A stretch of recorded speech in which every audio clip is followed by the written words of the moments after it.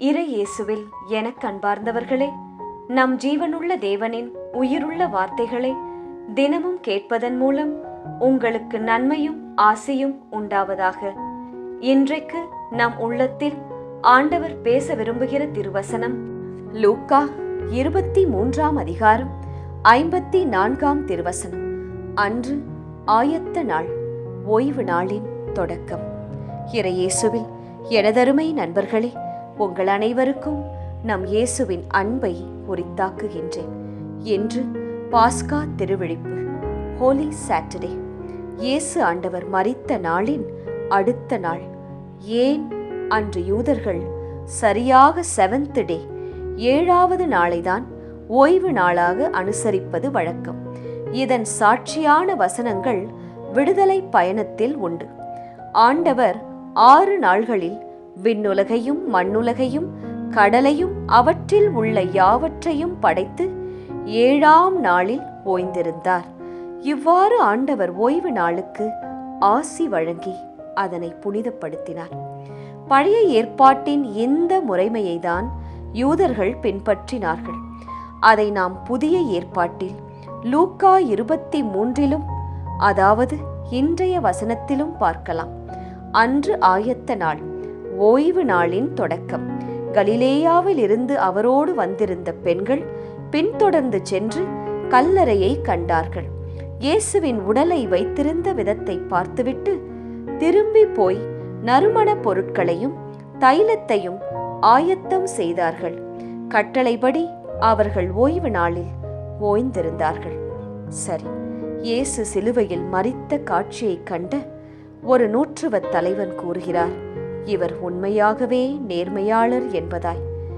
இயேசு இறந்தபோது நண்பகல் 12 முதல் 3 மணி வரை நாடெங்கும் இருள் உண்டாயிற்று.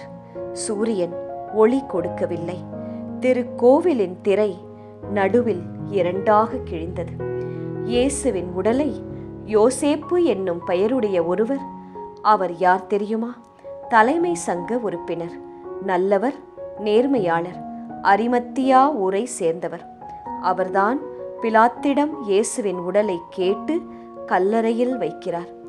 அதற்கு முன்பு அங்கு யாரையுமே வைத்ததில்லை. ஆம், இன்று நம் இயேசு கல்லறையில் துயில் கொள்கிறார், ஓய்வெடுக்கிறார். இயேசுவின் உடல் கல்லறையில் வைக்கப்பட்டாலும் மண்ணோடு அழிந்து போகவில்லை.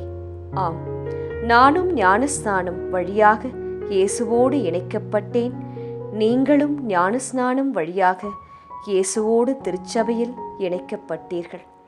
இயேசு புத்துயிர் பெற்று எழுந்தது போல நாமும் எழுவோம், புதுவாழ்வு பெறுவோம். புனித வியாழன் அன்றுதான் திருப்பலி நடக்கும். கவனித்தீர்கள் என்றால் புனித வெள்ளியும் புனித சனியும் திருப்பலி இருக்காது. அது இயேசு யாவற்றையும் நமக்காய் தன் தந்தையின் திருவுளப்படி செய்து முடித்து அமைதியின் உருவமாய், தியாகத்தின் சின்னமாய் துயில் கொள்வதை நினைவுபடுத்துகிறது.